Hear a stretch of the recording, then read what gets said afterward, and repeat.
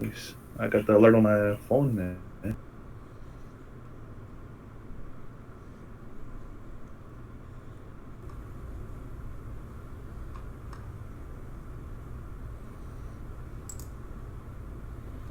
Oh man, I should turn this off here. Nice. Let me go back. I don't want to have the echo. Alright, cool.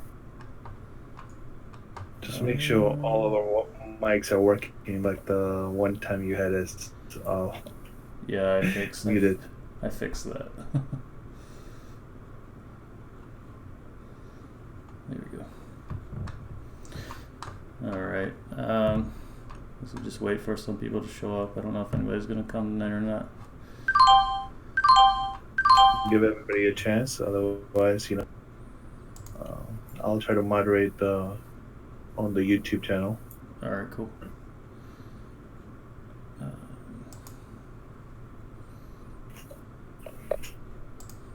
Switch my time frame to the chart.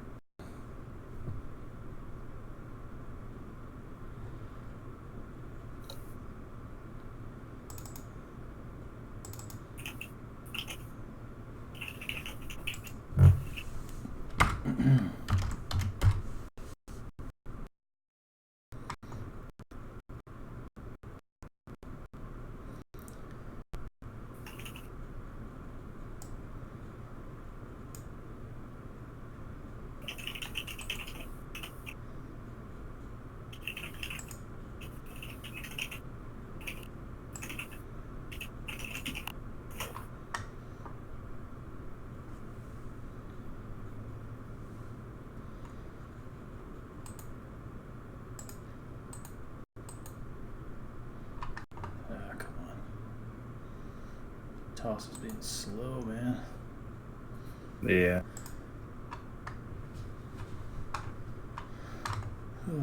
Okay. What's up, EW? What's up, buddy?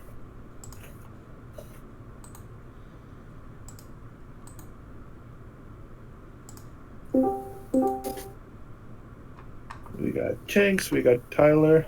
All right, man. Yo. Gang's all here. Yo.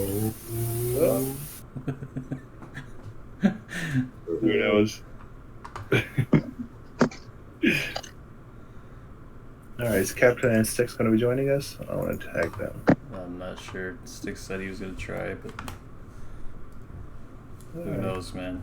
Guy keeps weird hours. He might be like at Walmart or something right now. Never know. He might be doing his grocery.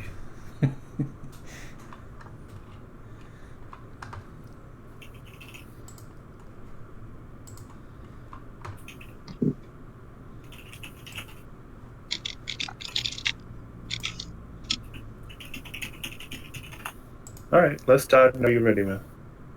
All right, 1 second.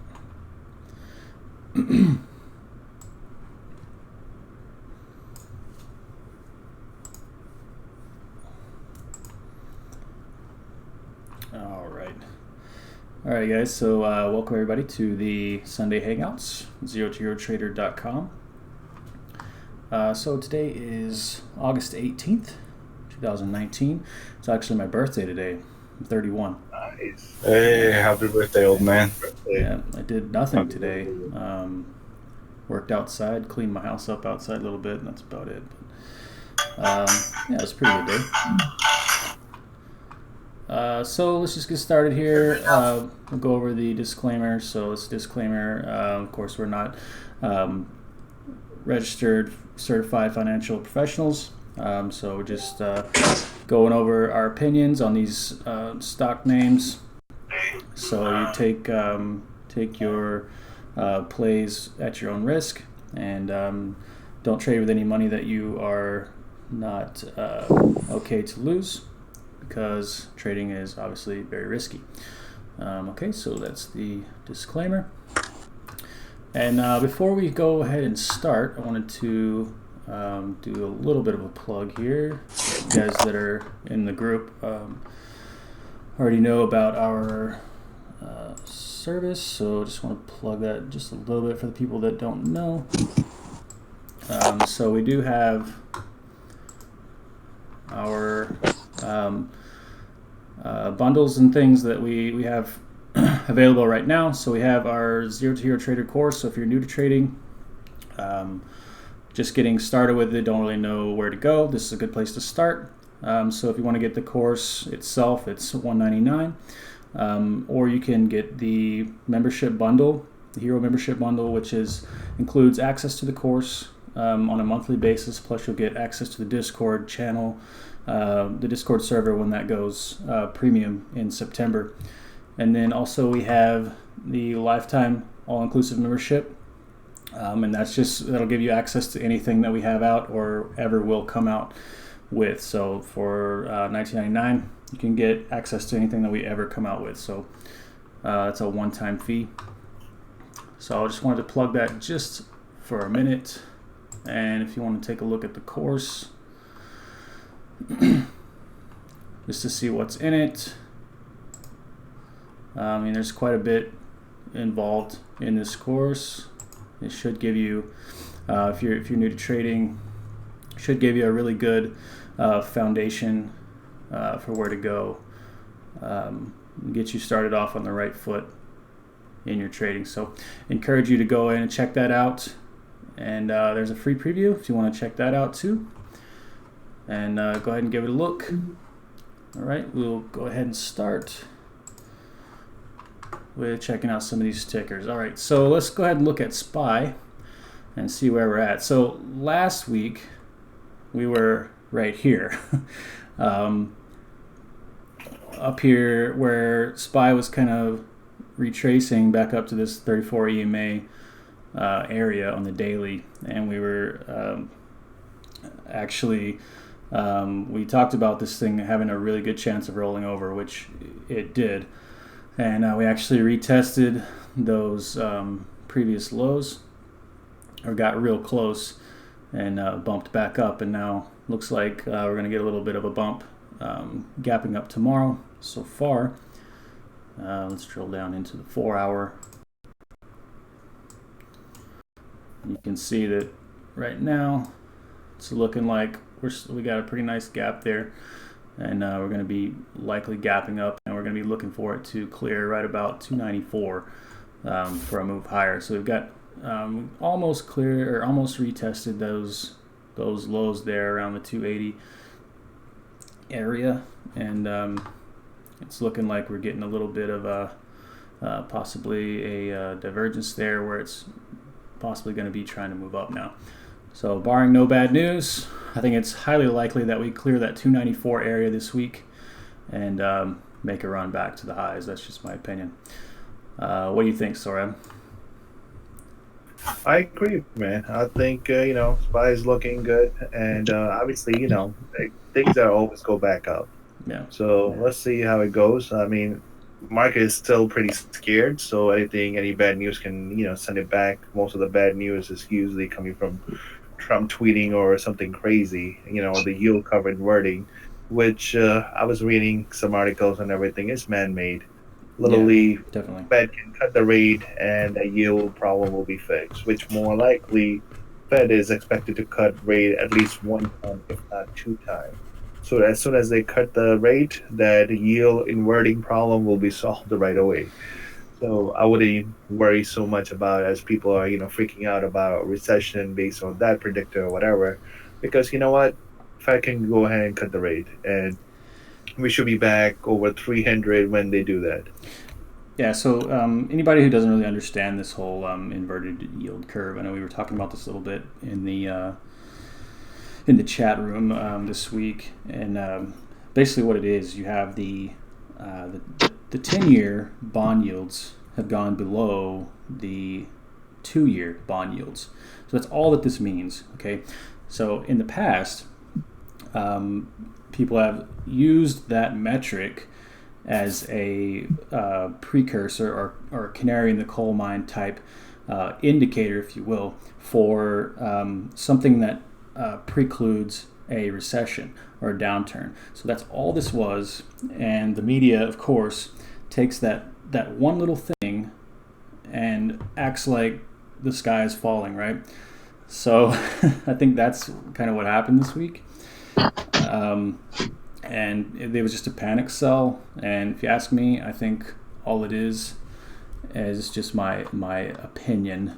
But I think that what it is you had probably these big funds, and likely a lot of the pundits as well were short from up around the 300 level. And these big guys needed some liquidity to exit their positions. So what do?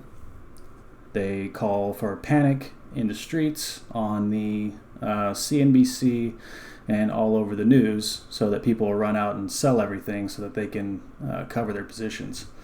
So that's just my... You talk about the conspiracy theory, man. You can't be talking about that and open like that. That's what I feel like. Because look, every time they do that, the market makers, every time you see the big red across the screen on CNBC, like blood in the streets, the market always rallies back after that. That's usually the bottom. Okay, so I don't know. Call me crazy, but that's what I think. You're crazy. Yep. All right, so that's SPY. That's what I think is likely going to happen. I think if we clear 294, we're going to be right back up at the highs. And if we do get back up around these 302 level, I mean, watch out for Trump to use that leverage again to throw some more shade at China, because he's done it in the past. I think 2 or 3 times now. Every time we get back to all-time highs, he uses it as leverage in the trade war. So just be on your toes for that. But I think if we do clear that 294 level, I mean, I think we could get back to 300 very quickly, just because there's not a lot of anything there as far as resistance. I don't think so. Well, we've got tariffs for 9/1, right? I think he's going to end up canceling them. Well, he's talking about it. His thing is like negotiating all the tactic. That's all what it is. It's a negotiation tactic. Yeah, How does he put more pressure on China? Because at the end of the day, his agenda is he wants to win 2020, and doing a deal with China, whether it's a great deal or whatever, he will make it look like it's the best deal there is. He wants to have a deal done so he can brag about it and send the stock market all-time high. And China is hoping they're two proud people, and they're hoping that they don't have to deal with Trump, and in 2020 somebody else will be president, and things can go back to normal. So China is trying to hold out as long as we can, and Trump is trying to put as much pressure as he can to make the deal happen before his next 2020 election. And that's where you're seeing as what Charles Slinger is saying, that he's going to use, whenever the market is all-time high, you can look at previous 3 or 4 times, Trump did the same exact thing. Every time when the stock market was making new high, Trump goes and talk to China about, putting pressure about some tariff. We're going to add more tariff or something bad. Yeah, they could have made the deal, man. He's just walking away to try to sweeten it. That's all. Yeah. Yeah. It's classic Trump. I mean, classic Trump. Charles Slinger, I want to go over some of the trade that we mentioned before, especially before we begin like this week. I want to go over SLDM, if you want to bring that on your computer. So those of you who know, I think I covered that like 2 weeks ago or 3 weeks ago, why I wanted to take that trade in great details. I think the trade was around like $5.50 or something like that when I bought it, and I posted in our premium channel alert whenever I take any kind of good trade that I believe is a very high probability. I always post those things. I don't post my scalping trades in there because I'm in and out, and that wouldn't be fair to people who are following in after me. But my swings and whatever long-term play, I always post it in there.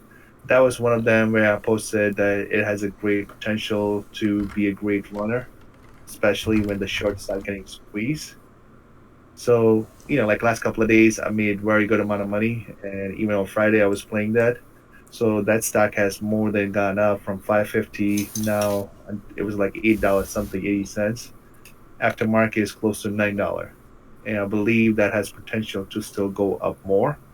I don't know how much more because that is a good, like used to be pretty high, depending on how much shorts get squeezed. So that's something to keep an eye on it. If you took the trade, now might be a good time to take, a lot of the profit off the table because on my options, some of them were like over 100% profit that I took out.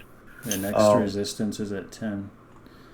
yeah, and I think it's pretty much who knows, maybe pre-market could take out, but it's pretty interesting because they had some decent news that supposedly they have enough money to fund until I think quarter two, three, or four, or whatever, something like. I have to look at the news for the 2020. So this is a bioscience company. So the shorts are actually getting squeezed. Insider owns, I think, close to 30, 40. I don't know, like close to 30% of the shares. So which is a very good sign. And which recently they bought it last month. That was one of the reasons why. So it worked out very, very good for those of you who played it along with me. Go ahead, you can take over. That was the main one. All right. Let's see. I'll just go down the list. I didn't have any for my own for this week, so I'll just go over some of the ones that the guys have posted in there. So let's just start with BA. This is Boeing. So I love me some Boeing. yeah. So this is one we trade a lot in this room. So I know Brandon plays this one quite a bit. Chinks, you play it quite a bit. I've played it to the downside a little bit, not so much to the upside. But looks like to me, man, we had this pop below the lower trend line. It reclaimed that, and I mean maybe with the market bouncing back, you might get another run at this upper trend line to kind of round out that triangle. So I would say target maybe around that 360 area. So you got quite a bit of room there to play that in the next week or so, barring no bad news, of course, to the long side. I actually took that trade on Friday. I saw like a large call sweep on, I believe, 360 or something like that. Give me 1 second. Let me look at my alert in the premium channel. See, looks like last week we were talking about a break of 340.76 is what I had in here, and it never happened. It ended up rolling back over. Yeah, I think it was an October call sweep of $350 calls. So just I went along with that and took like one or two contracts on that, on BA calls. All right, cool. So Has anybody looked at Go? Which one? Go. Go? G-O? Yeah, Go. Nope. I jumped in last week. A lot of people were jumping in. I bought some 50 calls, and it went up like 3% one day, 6% another day, and then like another 4% the next day. Nice. Oh, looks parabolic as fuck, yo. It actually looks good. It's like a lot of momentum. It seemed like a new company though. It's Oh yeah. Go. G-O. I jumped in with some 50 call live. Yeah, it seemed like it was IPO this year. Mm-hmm. Because I'm not seeing like much of a map, before that. Yeah, it looks like it's been quite a runner back in June. I didn't know if any of y'all jumped in it. No, we didn't have this one even on our radar. Yeah. Looks like it was a good one for you though. If you got it last week at 50, you probably made over 100% on that. Huh? Well, I jumped in at about 45 and a quarter. Oh, okay. So it was like a couple days ago then. Midweek, probably? Yeah, I jumped in on Friday. On morning. Friday, okay. I mean, it's still rolling. Yeah, we had our signal on, let me see. But I mean, I'm up a 8.15. little over. You know. Must have had good earnings. Yeah, just keep an eye on that one because it's like I said, it's pretty parabolic right now. So Yeah, I think like so. This is like a new company that's IPO, so you want to monitor companies like that whenever they going up like that because what's really happening is they're doing similar to what they're doing with the like Tillery or Beyond Meat. Like some of them they like to buy as much as they can and send the price up, even the fundamental of the company may be there or may not be there. But as long as you got a bunch of because usually IPO does not have that much floating shares out there. And if people just like, buying it and just keep sending the price higher and higher, that's how they make money. So they, rather than manipulating the penny stock, sometimes they like to go for the IPO to manipulate those stocks. Right. Yeah, the only thing that made me nervous about it is there's nothing above 50 calls. Yeah, I mean, because the market maker have not made that, so that will eventually come. It's just like, they were not expecting the market maker to make that, like those calls yet. But they eventually will come. So, sometimes they could be priced cheaply. Let me actually look at that. How well are these option priced? Because a lot of time with the new IPOs, sometimes they may not be priced correctly. So either they price too high or they may be priced too cheap. Let me see how this one is.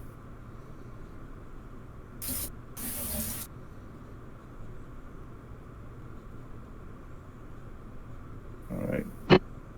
It's actually not priced bad. No, it's not overpriced at all. No, because like to be honest with you, like you can buy $45 January 20 call for like around $6 or $6.20, and you already have an intrinsic value of like $2 or $3.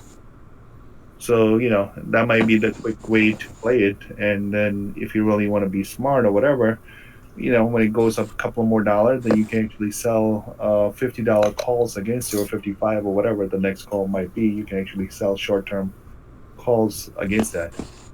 Gotcha. Yeah, I know you were asking that question earlier. Yeah, So I was just trying another way to do it. look at some other options on, reducing some of my risk. Yeah, so that's it's a great way to do it. buy long term and you sell weekly or monthly against it, and just use the momentum to help you. What's your expiration? My expiration's 9/20. Okay, so you got a little time. Yeah, so I picked up five. I picked up 550 calls at like 75 cents a piece. Which option or stock did you pick up? Go. Yeah, I was talking about Go. All right. Yeah, I've got 87 calls in SPY that I'm sitting on. I'm trying to swing them. All right. Well, that should be good for you. And Chart Slinger is actually going to be doing something similar. He's actually, I know he mentioned he's going to be paper trading SPX, which is a similar as same as SPY, 10 times more option selling strategy. So you make sure you keep a eye out how he's doing it and how he's going to maneuver that around. He's starting with a $5,000 paper account, and he's going to try to grow that to show people how to actually use the option selling strategy of that. Gotcha. Who's doing that? I am. So talking about that, if you're watching the stream, let me see if I can. Here it is. So what I'm going to be doing here is just it's a little bit of a different approach than just a regular directional betting approach to options trading. It's more of a portfolio type approach. So basically what I'm going to be doing is just adjusting my trades to the market, and that way, wherever the market goes, I plan on still making money no matter what the market does, because every day I'm going to be adding another trade to adjust it to the market. So I'll be showing everybody how to do that, and I'll be adding it in the premium alert room every time I add a trade there. So on Friday I added an SPX Iron Condor. So it's really hard to see here, but it was a 2770, 2775 put spread and a 2945, 2950 call spread there. So took in about $300 credit on that with a $5,000 account, and we're about 30 days out on that one. So I'm going to be laddering in a new trade every day or every couple days, depending on what the market looks like, and try to fill that portfolio out to where we can start managing it and taking. I want to get to where we can start to take profit a little bit every day or every other day on that, and just kind of manage the portfolio. All right. And I'll probably start doing some videos with that too on the YouTube channel, just to keep that keep everybody up to date with that. But okay, going forward, we talked about Go, talked about Boeing. Let's talk about Amazon. I like Amazon. Amazon used to be my bae, man, and she got nasty. Mine too, man. Until that bitch broke my heart. Yeah, she broke my heart too. It's all right. We'll get back together one day. Yeah. All right, so looks like Amazon is trying to find a bottom, just like SPY. But you really never know. I mean, I don't know. I've still got the red bias, or the bearish bias on the scalper script here, and just waiting for that to kind of clear, maybe like that recent resistance around the 1832 level, and see if that can shoot back up, because you really don't have a whole lot of structure between 1832 and like a little bit here, like 1900. So that could move a lot if it clears that 1832 level. So just be aware of that level. I'll go ahead and mark that on my chart here. 1833 actually. You seeing anything else, or? No, that's pretty much it. I actually posted, I don't know if you want to just like pull that up, what I posted about a couple of ways so you can play Amazon. One with the option selling, what's it called? Put credit spread, and the other one was with doing it called debit spread. I think I posted it. Yeah. Yep. And like that, I think goes two ways that I'm more likely going to be looking to play it this week. Yeah, so Amazon is actually a really good one, and actually one of my favorite ones to sell credit spreads on, especially put credit spreads, because you can go way out of the money and still get really decent credit. So you can get down to like the 30 deltas and still be bringing in like a dollar per contract credit, which is amazing. You can't get that with anything else, except maybe SPX. You could get close with SPX if the implied volatility is high enough. But Amazon is a pretty good one for selling credit spreads. Yeah. Now the debit spread, you have to remember that the debit spread has to go all the way past your spread in order for you to make money on that. So just keep that in mind. Because with the debit spread, you have a max loss and a max profit when you create it. So if it doesn't get to, if you set the thing up out of the money, say, what did you have there? Can't see it. I believe. Oh, let me pull it up here. You got 1825, 1822.50. Okay, yep. So let's see. Yeah, it's got to go past your short strike for you to make max profit. So if it doesn't get past 1822.50, you're going to lose your max loss, which would be the width of the spread. around 75 cents on that one. So it's showing around 68 to 75 cent. But the risk reward ratio on that one makes sense where, if it does goes over, 1822 or 1825, whatever it is, that you will actually make over 200%. So, the risk reward is worth it. Or the other way I put it, like selling 50 delta or below on the call credit, called put spread, where you will, make 30 to 40% on that. So two ways to play it, depending on how feel you about the market, how big the market move might be. But personally, I think I'm gonna play it the both way to see how it works out. Well, the debit spread is definitely much safer. Yes, definitely much. I think selling. What is? Go ahead. I was gonna say between both of those, What was that? between the credit and the debit. I thought What's the difference? what's the major difference between those?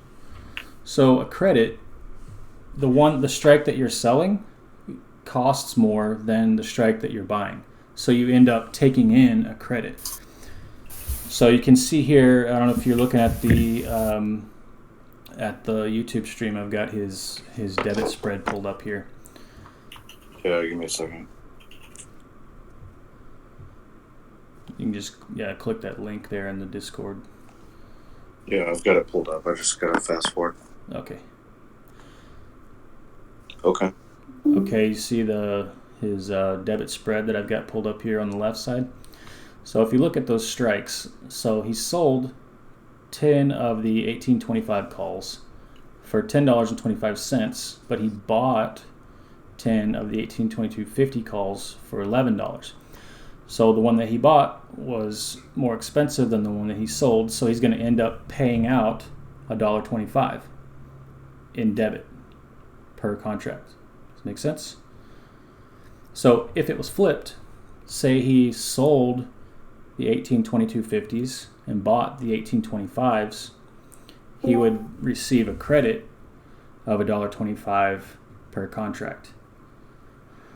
Gotcha. So when you receive that credit initially, you're betting on those contracts to decrease in value because you sold it high and you want to buy it back at a lower price. But when you create a debit spread, you want them to increase in value. So it's the other way around. Yeah, so there's two things going on over there. So these are called vertical, calls and puts. So one of them is like, you're buying it and they're much cheaper that's way by when you're doing a vertical rather than just doing a single one. And either you can be a buyer and you pay debit, or you could be a seller, and when you're a seller, you actually collect credit. And when you're collecting credit, a lot of times you have a high probability of making money because the time decay is going to be working in your favor. So if you're expecting the Amazon price to go up, then rather than buying calls sometime, you may want to sell put, which would be the same thing that you're bullish on the stock, and you're actually going to have the time decay working in your favor. Gotcha. I almost did that on Apple last week, but I wasn't sure how it was going to play out at expiry. Yes. So I had 202.5 calls. On Thursday, I purchased them, bought them, and then on Friday it was 206 range. It got up to 207, but then it went back down and it wouldn't 7. So I was going to sell 207.5 call. Yeah, you would have legged in another trade by selling that. So you would have locked in some profit, and you would have created a vertical call spread. Right, but I wasn't sure play out since it was at expired price. Yeah. So play out really do. Yeah, I mean, you cutting off. I guess that close. All right, we have a couple of symbols from Casey on YouTube. One of them is BLL, and he's saying his entry is 79.79, and that's one of the symbols that was popping up in my scanner the whole week. Which scanner? I don't know, a couple of different ones. Wow, man, this one's pretty bullish, man. We got like a 45-degree angle here. Yeah, So I have traded that stock in the past. I just hate that stock for some reason. It's just not very liquid at all. Really? When you play with the option, it's just like very weird. Let me see if it still shows the same way. So A lot of time you will see like the regular bar. It's just like very weird. It's not like a regular. Yeah, you can see that thing in there too. It's just not a very liquid stock at all, and it's just not a lot of volume. So that's the one reason I don't like that stock, because a lot of time you just, your options are not selling at the price that you want, and there's a big slippage. yeah, I'm not seeing a whole lot of open interest. There's a little bit. I mean, close to the money. You got 11.92 on the 77.50 strike on the call side. Not too much on the put side. I mean, It's actually funny. It's actually showing up in one of my new scanner also. So I mean, right now the stock is super bullish. It has no resistance, and it just keeps going up. So on the bright side, I think you're doing good. I think it may be going up, and that's what my new scanner that I create. It just like picking up super bullish stock, which does not care what the market is doing, and they just creating a new one. So stick around. I'm gonna give you a couple more ones after we are done with that. But let's go over your next one, unless you have something to add on that, Bill. yeah. Let me put in some of these. Let me throw in some of these Fibonacci extensions for them. Let's see what we think maybe the next leg up will be. So yeah, you can see there where it's kind of had that recent congestion was right at the 1272 extension. Let's see the next one. So you can see they're getting tighter and tighter here. So the next one is going to be right on top of the last 1618 extension. So you're looking at about 8150-ish area for the next leg up. That would be my next target if I was in this one, which I'm not. Yeah, let me read you his entry and exit also. But you also, it's getting a little bit extended away from the trend line. So if you look back here in the past, when it gets extended, it pulls back. Gets extended, pulls back. So right now it's pretty extended. So you could logically expect another pullback in the near future. Yeah, he said his entry will be 79.79, which will be the breakout of the current resistance, with the stop loss of 6 cents, and profit target would be 81.30, which is a nice ratio. Yeah. Here, let me. I'm gonna drop the Discord invite in the YouTube. Yeah. Let's see here.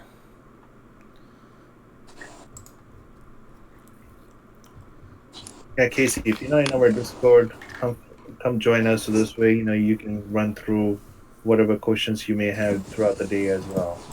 Because I really like how you put your entry and exit, and you always hear on the even if you're not a an options trader, even if you're just doing with shares. I mean, we have other people doing that as well. So welcome to hop in and participate in that. Let's see. All right. So the next one you mentioned is FE.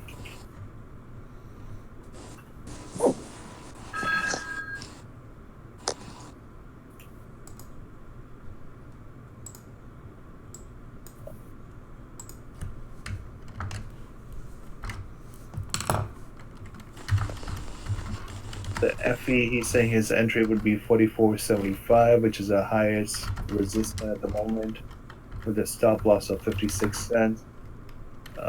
His exit would be 46.36. Currently on daily, I'm getting that the momentum is dying out, but I also see MACD trying to cross over, so it could be good. You do your thing with the charts and let us know, chart slinger. Yeah, I mean, I don't know. For me, I don't really like this one because it's pretty choppy. I mean, I think it would probably kill the premium Yeah. on the If you're options. buying stock, then that's okay. But if you're doing with the option, it might be very tricky. Yeah, yeah. That's a good point. With the shares, you might be okay, but just to swing that, but with the options, it's especially if you're doing a weekly option. I don't know if this even has weekly options, but yeah, with all that back and forth chop like that is likely going to wreak havoc on the theta decay. Yeah, or the best thing you can do is, I don't know if you already do that, but my guess is you probably do, because the way you have your entry and exit, just set the alert and just come back to it, whether it hits in like next day or two, or whether that hits in like next 2 or 3 weeks, the way the stock is going. Yeah, but I mean it's definitely an uptrend. I mean, it looks like their earnings was decent. Didn't have any really bad reaction to the last earnings call, so yeah, I think you'd probably okay for that one for now. I mean, I've got the bullish momentum on the scalper script, so yeah, that one looks okay for now for a long hold. What's next? He has T, then we'll go to our symbols that what we are looking at. T. Okay, this one was actually popped up I think last week or the week before last, and I had an alert set, and I actually was so busy at work I didn't even look at it, but man, it hit my alert and blew through it. I think it still has a lot more room to go. yeah, I mean, yeah, definitely. I think Brandon was actually alerting us to that as well, and I was just so busy I couldn't even take advantage of it. But it kind of did the little cup and handle thing and popped right through my alert. So yeah, I think this one, if you're in it already, I would say wait and see what happens, because you got some room to the upside. Definitely. Yeah, and I think the merger is also happening, so I think that's also giving them like a boost between them and the T-Mobile. Oh, they're merging with T-Mobile? I didn't know that. Or is that Sprint and T-Mobile? I forgot. That's Sprint. I have Sprint calls. All right, so it might be Sprint, not AT&T. My bad, guys. That's why they call me the Furu. All right, so we're gonna go to one, then we're gonna go back to Casey and other people who has their symbols. Yes, we do trade futures and options, but the most of the time the future that we trade are either what's it called, ES, which is SPY, and the other one is Russell. Once in a while, a couple of us do like oil as well. Mm-hmm. Yeah, I also trade some of the micro contracts as well. Aren't micros like $500 to $700 versus Yep. $6,000? Yeah, so they're 10 times smaller than the regular E-mini contract. So the E-mini S&P 500 contract, you're right, it's about I think $6,600 or $6,900 for the initial margin, whereas the micro ES is just 10 times cheaper than that. So it's like 6,600 or 660 or 690. I can't remember exactly what the margin is, but it's around that. Yeah. All right, I want to go over one of the symbols that I actually took the trade on Friday. It's popped up on my scanner. It's DXCM.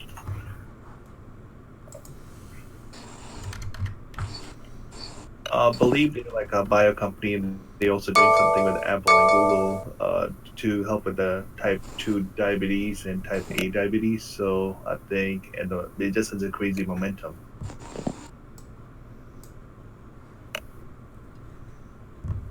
S&P is about to break 2907. So if you want to chart that one out and let us know what you think of that, Jacob. Yeah, I've got it pulled up here. Yeah, it looks pretty bullish to me, man. Yeah. Is this a recent IPO? No, it's not. It's been there for, I think, a while, I think. I mean, at least it's showing me the whole 1 year. Oh, sorry, I've got it on my year to date. Sorry. Oopsies. Let me run this out a little farther. Go 3 years. Yeah, okay, that's better.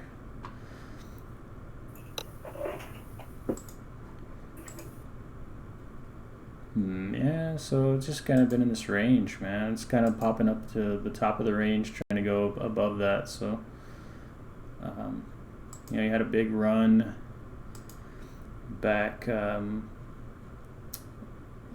through 2018, and it's just been kind of in this choppy range throughout 2019. So it's kind of at the top of that range and breaking out over that. Yeah, that looks like it's, you know, kind of the first time that it's kind of busted up above that. So you can expect it to test maybe a little bit higher and then try to retest some of those lower levels probably. So, yep, I would be bullish but cautious. Yeah, of course. Here's a couple other one. Let's do ARWR. That's by Casey on YouTube.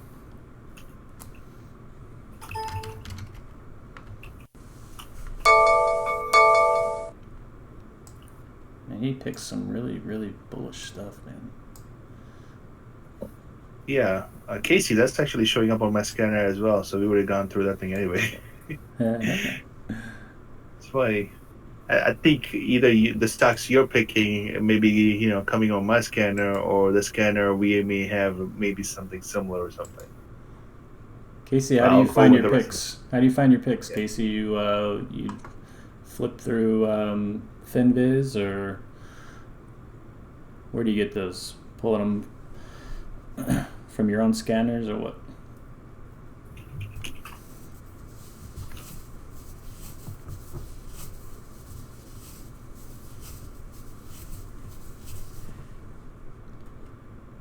This thing's got a little bit of a lag, so. Yeah, there's a little bit of lag. But let me go over a couple of the other ones that I have, and that if you want to jump on, because I have like a lot of them. Or do you want to start? Then I'll go over mine. How do you want to do it? Yeah, sure. I'll throw one in there. So let's just look at Lyft. Talk about Lyft for a minute. Yeah, a lot of people want to talk about Lyft. Yeah. So Lyft, I think somebody mentioned that they have their lockup ending this week. Is that right? Yeah, they might be tomorrow morning. Tomorrow morning, Monday? Yes, I believe that's what I saw. Yeah, so tomorrow would be a very interesting day for Lyft. All right. Well, I mean, it's already looking pretty bearish. I mean, I think we've already had some people in the room buying puts on this thing and making some money. So, you know, I would say if we get, you know, when I guess not if, when you get these lockup periods ending. I mean, you got the insiders and the bankers and the underwriters. All these guys want to take their profit, right? So they're going to be selling those shares probably as quickly as they can, and that's the first time that they can get rid of that stuff. So you can bet that they're going to be taking their money. So you got a little room, especially when the IPO price was a lot lower, and now they're able to get twice as much or whatever the new price might be.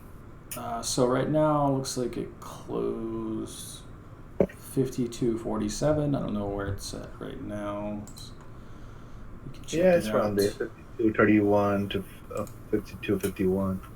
That's what the bid in there says. Okay, so I mean, you got some pretty good room there from 52.32 or whatever down to the lows, which was like 47.20. So you got some room there to the lows, and like I say, it could either bounce right there or crash right through. So you never know. Just keep an eye on it. But with the lockup period ending, like you say, you know, we expect it to take a dive. So. Yeah, actually, this is Lyft was actually IPO for a lot more.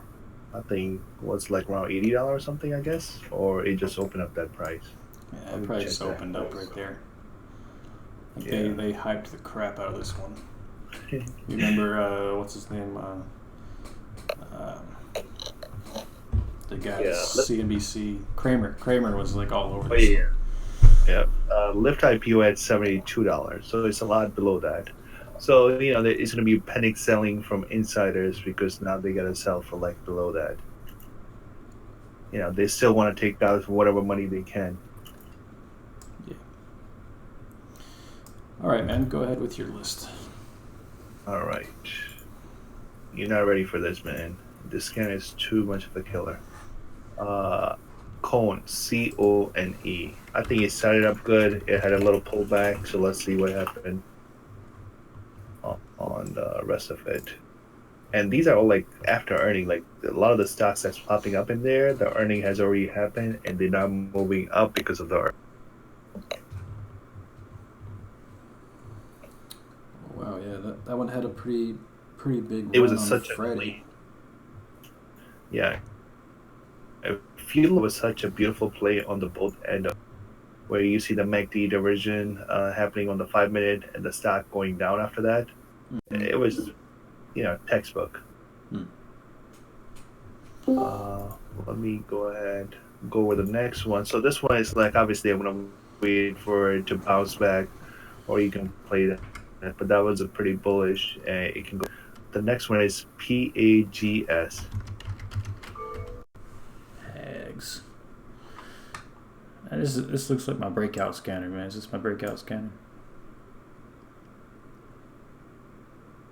The earning's supposed to happen on 8:15. Did it not happen on 8:15? What's that? I said the earning's supposed to be on 8:15 after the market, but on my TOS, I'm not seeing what the result was. Are you able to see that on yours, or are you maybe the TOS has a problem? I'm sorry. What? I was looking at something else. What? Say it again. On PAGS, the earning is not showing up on TOS.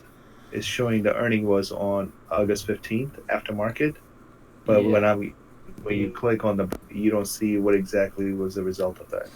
Yeah, it's not popping up on mine either. It might be before market open on Monday. All right. Did the last quarter pop up? No, just Google that it. one's not either. Huh. I don't know. All right, let's move on to the new one, and let's go over this. I think next one is AIZ.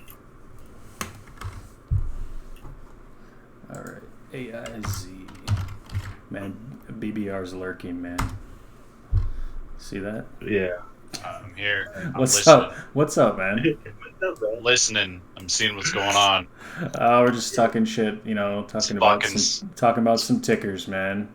Okay, it's fucking Sunday hangout. I just wanted to see. Yeah. BBR and those of you who don't know, BBR and Captain have the best fucking charting ever. You see their chart, it's like fucking textbook. I'm so jealous of them sometime, man. Trader Sorab, you're gonna make a grown man blush, dude. I just want to go hang out with you, man. I'm gonna fly out there just to hang out with you. You look like a fun guy to hang out with. Yeah, we're gonna do our next hangout over there, man. What did we do yesterday? Oh yeah, we took the side-by-side out yesterday, went fishing. Well, actually, we put all the fishing gear in and there's a lake up in the mountains called Lookout Lake. You can only get to with a 50-inch quad. Serious went out shit, there. Man. Probably went up there and drank a caught whole like bunch. some freaking salmon out of a lake or something, right? Probably like Canadian, man. We catch that shit with our teeth. probably like rode a bear back down the mountain or something. So what's the ticker? What are you looking at? ALZ? Is that what you said? No, hold on. Let me see. AIZ, yeah. AIZ. Assurant something. No, AIZ. Yeah, that's what I put in, man.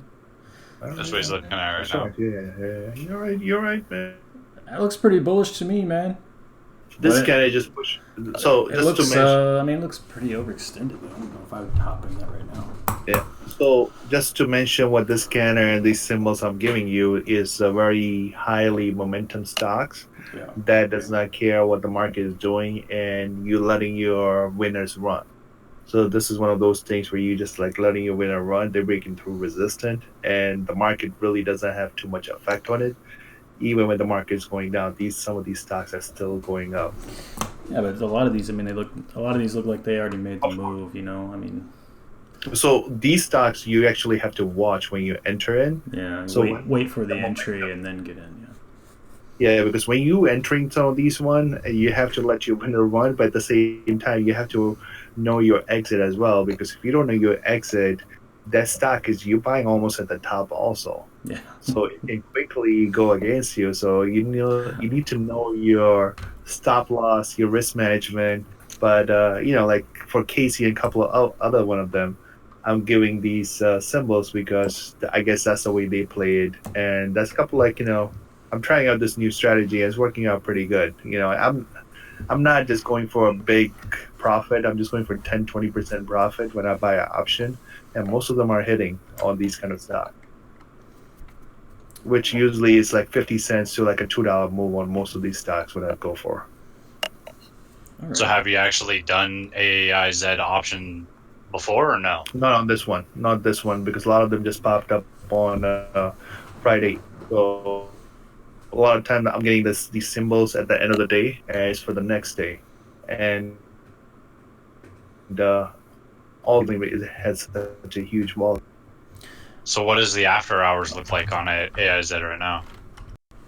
Yeah, a couple of things are going on for that thing. One thing is pointing. So And a question on how that I have. Oh, yes. Go ahead. And depending on how it opens up, you can see whether, after like 5 minutes after the market opened, whether it's still continuing that bullish trend or whether it's having, people are pulling out their profit. So that would be a good place to enter after the market has been open for at least 5 minutes or so. Yeah, the only thing with this one is it doesn't have a whole lot of volume. Friday it has almost like $2.3 million, 2.3 volume. Do you wait the first 15 minutes before making a trade, or do you make a trade the first 15 of open? Depending. I usually don't make a depends on trade what it within the is. first 5 minutes. First 5 minutes after that, you can see where things are. It's like SPY. Yeah. It depends on what it is, man. Because if you're looking at something that's like a really hot momentum thing, you're looking at something like a gap and go or something like that. I mean, after 15 minutes, you're probably gonna be looking at the pullback off of the initial run. So, it depends on what it is. I mean, yeah, SPY, you probably want to give it a little bit to shake out. You watch SPY enough so you know about that. But yeah, it depends on what it is. All right. So ready for the next one? Let's do Shaq right quick before you throw me another one. We had somebody ask That was going to be like second one I was going to do after that. All right, well, All right, let's move Shaq.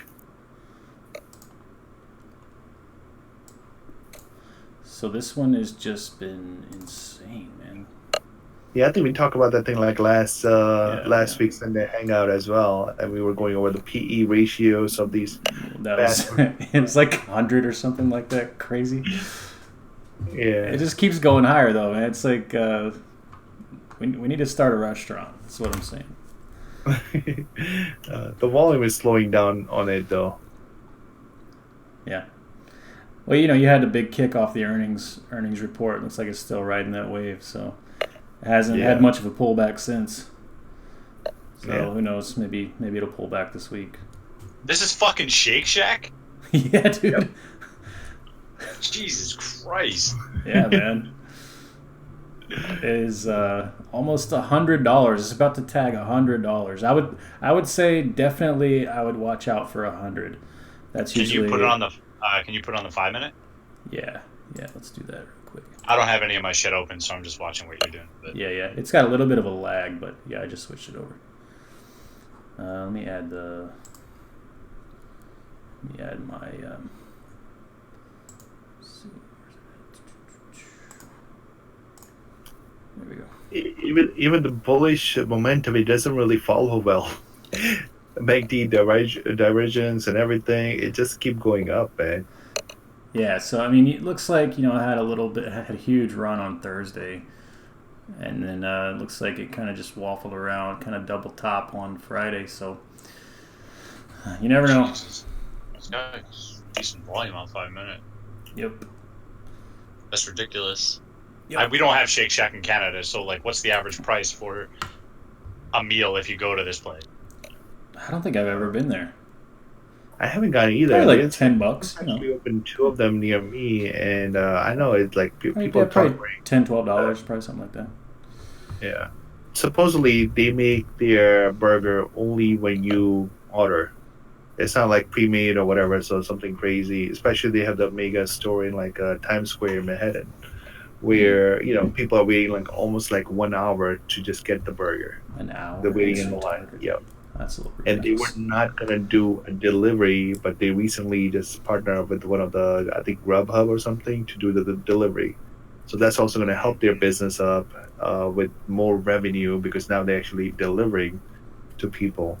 So I think that's another reason why they're getting such a nice boost in last week or two. All right, cool. All right, CBLK. I actually traded that on Friday, and I was even telling Acquired Currency in our chat room that watch out for the breakout. I believe was $23. Actually, making a, what's it called? Hold on, give me 1 second. I gotta turn these after hours off again. It hurts my eyes on the 4 hour. Yeah. Yep. 23 was a big resistant on that. And I was telling him, like, watch, it's going to be a classic, like level 2 if you want to watch it and everything. And it just happened like that. I think I posted a screenshot of that as well. On 20, actually, let me. At 23? Yeah. $23. Let me actually just show you that one as well. I'll post it in the Sunday Hangout. Looks like it popped up and then came right back down. It came down, yeah. Give me 1 second. I want to post this screenshot of that. I can find it.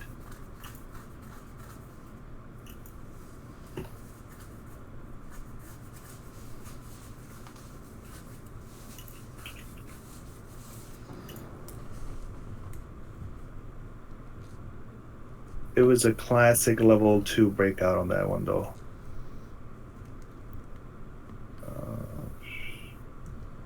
What is this? Carbon black. Not to switch anything or whatever, but a video that you should do is on your YouTube channel or whatever. I don't know if you've done it already. Is pre-market prep ritual, whatever you do. Like if you're actually, like what I do is I will chart everything off the 1 week, the 4 hour, the 1 hour, and the 5 for all my resistance supports, the hards. Yep. And so like whatever yours is, or whatever your course teaches you or whatever, but I think you should have video where people will have an idea of what they do, like 10 minutes, 20 minutes, 30 minutes, whatever you require pre-market before, so you can actually chart all this out or figure like what's your game plan before that fucking bell rings. Yeah, that's a good idea. Good video idea. Because everybody's is different. I'm sure yours is different from mine, or yours is different from Sorab's, or even Captain Zero, the same thing, right? We all do the little things different. Yeah. Hey, so Sorab. Sorab. Alright, well, maybe Charlie Slinger, you can answer. What's up? So I sent Sorab this video on this guy that talks about credit spreads as a monthly income, $5,000 account, $2,000 you use for trades, the other $2,000. Well, you use about 60% of the account for trading, the other you use for closing trades and rolling trades. He talks about doing weeklies, so weeklies on the SPY, and then he says that he looks for trades that give him a credit of $1, and his max loss is $1.50. But I don't know how his max loss is only $1.50 with the credit spread. He probably is using a mental stop. Yeah, because it's going to be a lot higher than that if you're taking in a credit of $1. Yeah, he's probably using a mental stop. So probably mental, or can you set a stop loss with the credit spread? Yep. I believe you can in Thinkorswim. Yeah, I think Tastyworks is so primitive that they don't allow that with options, which really pisses me off sometimes because that's what I'm using typically with my margin accounts at Tastyworks. But yeah, I think with Thinkorswim you can. The only thing you got to watch out for is with credit spreads. They tend to have a wide spread on the bid ask between especially with something like SPX that fluctuates a lot with the premium. So you could what I'm saying is you could end up getting stopped out prematurely on when it's not really going there. It might see your order there and take you out, and it didn't really get to that point, if you know what I'm saying. So it's probably better to have. Or let me tell you what I do, and what I do is if I have a credit spread, if I will let it get to, I won't let it go past my short strike. Mm-hmm. And if it gets to my short strike, the way I manage it is I turn it into an iron butterfly. So I will sell if I have a put credit spread. Say it gets down to my short strike, I will sell a call credit spread at that short strike, and what that does is it cuts your risk in half. So you go ahead and take your profit on your call side that way, and it cuts your risk in half. So it's just one way to manage that trade, and then you can if it ends up going back in your favor, then you can roll that call side out or whatever you need to do. But that's one way to manage that. Yeah, that's managing your trade. And then also, this guy was talking about waiting. So market opens, you wait an hour for markets to pick its direction, right? And you take the pre-market high of the day, and if it makes lower highs, then you're obviously bearish on it, and you sell daily expirations on the SPY, because you know how they have 3 times a week. Yeah, and he does that for income, and he says that you just have to wait like an hour and a half to an hour, and then you'll go $1. So if the high of the day is like 286, you'll go do a 287, and then 292. So I got a better one for you, man. I know it. So what you're saying, we have a guy, Alviro. Yeah, he's basically doing the same thing. Yeah, so if you look at high of the day and HOD and LOD prediction, he has built up his own algo that does all that. So where you don't have to predict what the market high is or the pre-market high or the previous day or whatever.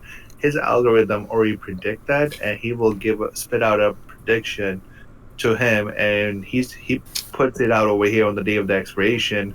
Hey, the high of the day on this stock should hold, or the low of the day on that stock should hold, and he sells the premium below that or above that based on whatever it is. And you can see a couple of my example. We took some of those trades last week, and they actually worked out.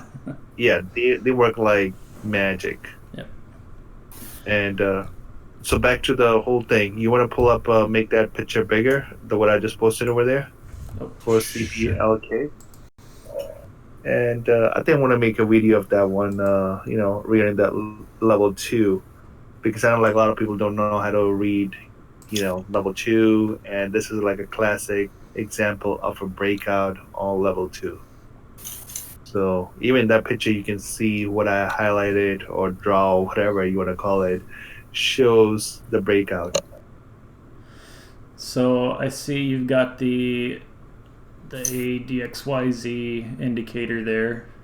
showing which the. predicted, which predicted like like the momentum was getting stronger Mhm. before it actually break out. Then you can also see the volume on that candle of 23 was just crazy high compared to the normal volume there was having. And also when it broke out the same second, it went up to $23.19. Before that, it was just going up, moving like a couple of cents up, couple of cents down, as you can see on the left. And on the right, where you see the level 2 time and sale, you see those big order coming at the same seconds. Yeah, that was within that big green bar though. Yep, same second. That's like, that's how the breakout happens. And a lot of time you can tell by the level 2s and everything as well. So what did you see in the level 2 telling you that this was going to happen? Well, I just saw the resistance. I saw it was popping up on my scanner as well. This one, the bullish one, and then I was looking all these signals, and I knew that was just gonna break out sooner or later. And I was even telling him, and surely within I think 8-9 minutes later, it broke out of it. And I try to make like a little bit video for level 2, so I think I'm gonna post that on our on our channel. On the YouTube channel soon, probably this week this week I'll send it to you so you can post it over there, and it talks a little bit the basics and the breakout of this one on the level 2. All right, cool. All right, moving on to the next one. ARWR. Did we cover that? Yeah, we already did that one. All right, Shake Shack, we already covered that. DXEM, we covered that. APPN.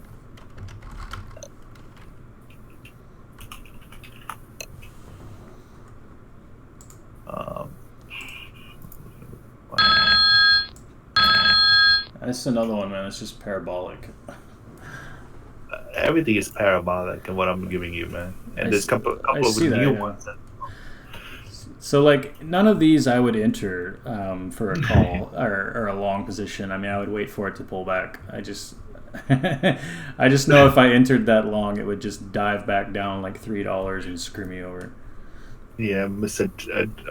What is it that you used to call yourself, Dr. Top Tick? Dr. Top Tick, yeah, that's my call sign when I'm in a losing streak, Dr. Top Tick, because everything I freaking do top ticks.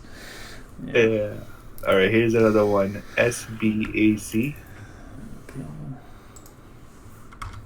We have a Fibonacci draw on that thing from such a long time ago, man. Now, see, this one looks a little more interesting to me. It's just kind of a grinder. So one thing that you can do, Tyler,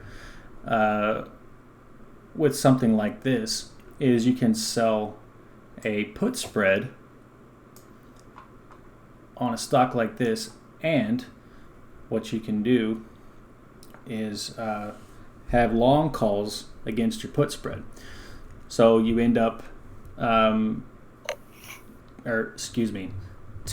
take long calls, say 30 days out, something like that, and you can sell put spreads on the weekly basis if it has a weekly. I don't know if these have weeklies. Does this have weeklies? It should. It's a pretty high, expensive one. Give me 1 second. I'll check it right now. No, it doesn't. Okay, well, say it had weeklies, right? Say this was had weekly contracts. What you could do, you can buy your calls because it's a nice grinder. Say you buy your calls 30 days out, and then sell your put spreads on a weekly basis. And say you manage them at 50% of max profit, and you just do that every week. And what you end up doing is you end up paying for your calls with the income that you take in from your credit spreads, which is really nice because you're double dipping with a strategy like that. So this is crazy. This company is worth $29 billion, and this is one of the only stock which I have seen that does not have a weekly call at that price, and doesn't even have a monthly. It only has quarterly options. Well, it probably doesn't have that much daily volume.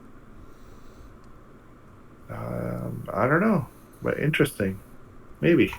I mean, it's only 1.2 million on the volume. So the option volume is probably pretty light. Yeah. Let's check it. At the money, yeah, I mean, the open interest at the money is only 83 contracts. That's why. Not much demand in the option. Here's the funny part. Give me 1 second. Let me just confirm. I do not know how this freaking stock is moving up so high when they have missed quarterly earning for 4 quarters in a row Tesla? and missed it so badly. No, this one, SPAC. Oh. Look at that. It's a fucking unicorn, man. They have missed their freaking quarterly earning 4 times that I see so far. Jesus, like they missed it bad last time and they still went up. It's just grinding high. Some things just does not make sense, and it's one of those. Like it was estimated $1.41 and they only had 28 cents. That's a terrible miss. And they still keep going up. I think shorts are getting squeezed on that one, man. That's interesting. All right. Let me look at this one on a longer time frame. Yeah. I don't know. It's Are they missing earning before that also? Well, I'm looking on weekly. it's just been in beast mode, man. I don't know. I But don't know. overall, if you're looking at it, it's still trending somewhat in a positive direction from like previous. Yeah, they just like to miss earning and still move up. All right, let's look at Verizon. Had an interesting perspective in the chat on Verizon. So we had one person say that this one looked good for puts, and other people say this one looked good for calls. Calls. So the only thing that I can see why anyone would say that this looks good for puts is if they're a contrarian type trader and they're just going to go against the grain. I don't know. It is moving up into that upper trend line. So, maybe they're thinking it's going to hit resistance there and fall. Which, I guess if you were taking a lotto put, the puts would be super cheap right there because the momentum's pretty hot. But to me, for myself, it looks like the momentum is likely going to take this back to the upside out of this triangle. So I don't know what you guys think. It's easy, man. Just look it on daily. Look at our, scalping script. It told me the downward momentum died out about 3 days ago. And from that point on, you can also see it's slowly moving up. And it just created that like a top hammer candle, which is a very bullish hammer candle. It's breaking out of that downward trend. So when you say that the momentum is dying out, he's talking about this stop out dot in the bearish trade here. So you got your signal for the downside here, and then the momentum changed and it started moving back up, and we got the stop out signal here. So that's what he's talking about, and then it continued to move higher, right? Yep. All right. And if you look at it on the 4 hour, I mean, it's already it had already changed, and we got the long signals there on the 4 hour. See what it looks like on the 5 minute. Yeah, the 4 hour looks actually pretty good, man. Yeah, I start using 4 hour more often, man. I'll only go by daily. So what that looks like a really strange candle. That looks like a dark pool. It's likely a dark pool candle there in the after hours. So dark pool, if you don't know what we're talking about with dark pool, what that is they likely bought way over here. And it didn't come through on the tape until after hours over here because they probably ran the trade through a dark pool with a very large order, and that was likely the reason that you had the move up here. But they don't have to report it until a few hours later, or several hours later, like 8 to 12 hours later, I think. so it doesn't come through until it hits after hours here. So the actual price is up here, but it includes that dark pool level, or that dark pool trade, which was down here at like 56.30, when the actual price action's up around 56.60. So you get this really weird tail looking candle, and you see these a lot on SPY, especially when you have a large range day. Those dark pool levels will come in after hours, and you get these long tail looking candles, and that's what those are, dark pools. So anyway, All right, I'm ready for the next one, man. I'm super bullish going into this week for some reason. It's the NVCR. and we're like over by like 20 minutes, by the way. So I know. Well, I only got like 3-4 more symbols, so we're just gonna quickly go over them. only 10 or 20 more. Yeah, only got 10. All right. So this one here looks like it's making a nice triangle pattern on the 5 minute. Why am I on the 5 minute? Let me go to 4 hour. That's a 2 hour. Yeah, going daily, man. Going daily because quickly we're gonna go quickly a bunch of them. All right, let's do it. Going daily. All right. Again, extremely parabolic, and I would never enter this right now. But it's, if you got in around 45, you made a fantastic trade.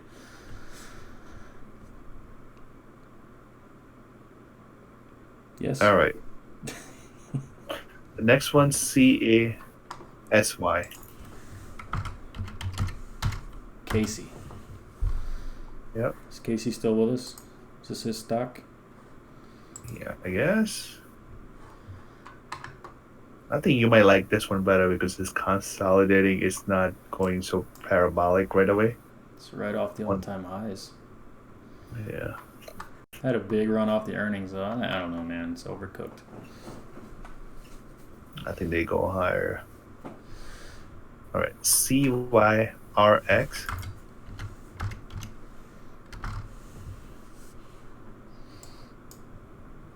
That one looks like it's got a nice gap to fill. Oh, no.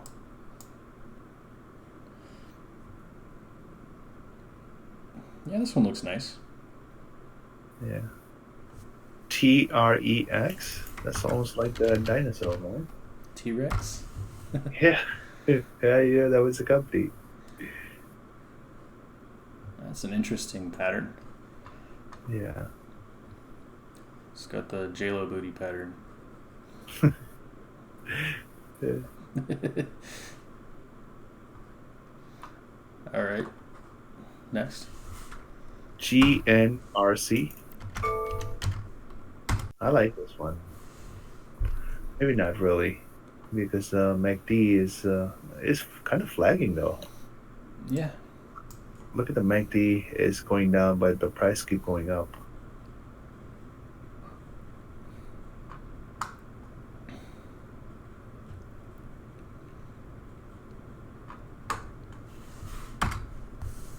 All right, ITRI.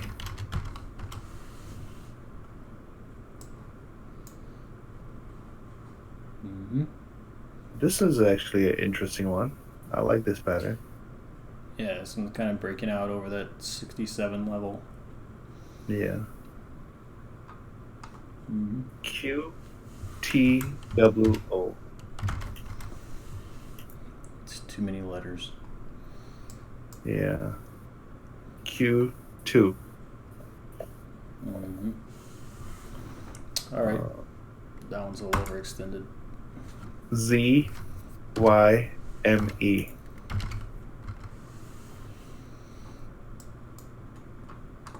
And missed the move on that one. Yeah. ADUS.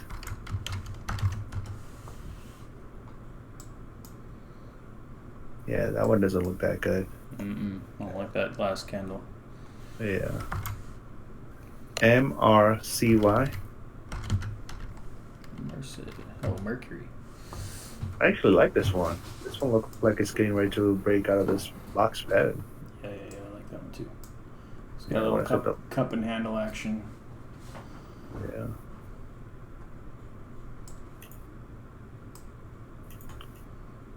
All right, last one. Ever. EVER. Quote. Oh, that's Everbank. I like it. I like this one for the breakout as well. All right. And that's it for me, man. All right. Most of the futures are popping pretty nicely, so if you want to go over that, what that means and everything. So, assuming anyone is still watching this hour and 30-minute video, yeah, we'll go over it real quick. Let's see. Yeah, man. Let's see. Come on, zoom in. In case you guys can, tell, we really like trading in stock market and symbols. Okay, so we gapped up on the 5-minute with the futures, and it's just kind of grinding up, so that's good. Hopefully they don't crash it down. They have a tendency to, after midnight. Let me take it back a few days here. I think it might be different because the Chinese market, the Asian market is up a lot, and Europe is also opening up pretty green. So everything on the board is pretty green. We have days like this here where I don't know what it is. I guess it's the algos or whatever, but the futures will be stable, right, up until midnight.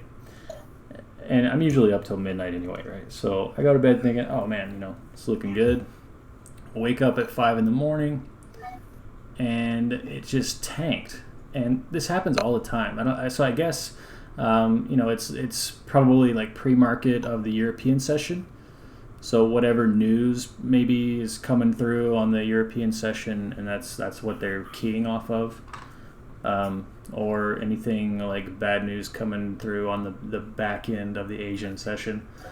But this happens a lot. So you'll see the futures stable, going into like midnight our time here in the States, and then wake up to something completely different. With my futures trading, I typically don't like to hold overnight just because of that reason. You can get really screwed in a hurry. Even if the chart looks good, just based on the news. So, but yeah, looking at what we're going into for tomorrow looks pretty decent so far. So we'll see what happens.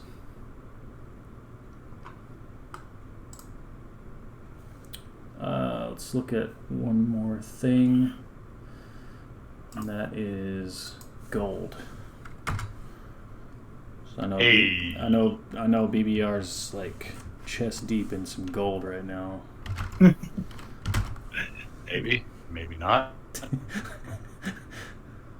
We'll see how tomorrow goes. Yeah, so gold's looking pretty good, man. So gold has made a fantastic run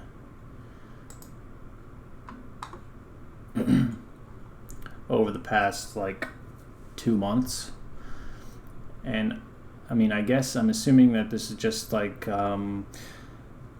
people getting into safer quote-unquote things based on Trump's crazy rhetoric and the Chinese trade war and all this crap. People thinking, maybe a recession's around the corner, whatever it is, but gold kind of blew past some long-term resistances and is not really showing much sign of slowing down. It's been kind of flagging for the past 2 weeks, but I guess we'll see what happens with the U.S. market. See what Trump has in store for the rest of the trade war, and you might see gold pop some more. It's got a free run to 1600, so we'll see. Mm-hmm.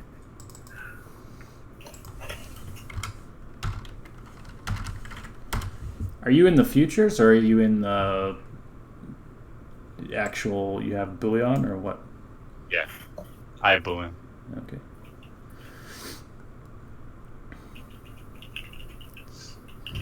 Do you have So you like bury that in your backyard, or that's your decoy gold, or what? I take that shit in a side by side, bury it in the mountain. Okay. Yeah, I just want to go like shoot a moose from a side by side and like. Make that happen. Maybe from like a helicopter or something. That's Texas shit. Yeah, air's probably too thin to ride a helicopter up there. Yeah, no, they actually do that shit down here. They shoot hogs from helicopters. That's actually a thing. It looks really fun. I've never done it before. Oh yeah, they have crazy night vision scopes and all kinds of insane gear. Yeah, it's great. Yeah. All right, man. Well, that's all I had for this week. This is Not like to mention all the hillbillies from in the trailer park.